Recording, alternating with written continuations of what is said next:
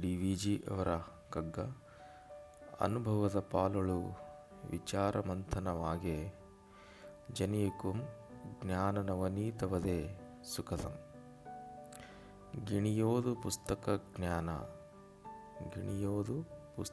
ಜ್ಞಾನ ನಿನ್ನ ಅನುಭವವೇ ನಿನಗೆ ಧರ್ಮದ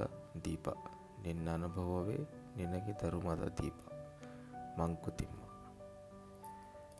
ಅರ್ಥ: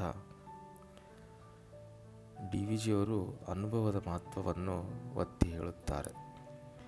ಅನುಭವ ಮತ್ತು ವಿಚಾರಮಂಥನದಿಂದ ಜ್ಞಾನವೆಂಬ ಬೆಣ್ಣೆ ಉಂಟಾಗುತ್ತದೆ.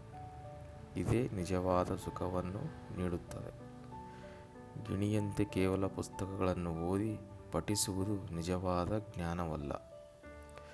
ನಿಮ್ಮ ಸ್ವಂತ ಅನುಭವವೇ ನಿಮಗೆ ಧರ್ಮದ ದಾರಿ ತೋರಿಸುವ ದೀಪವಾಗಿದೆ.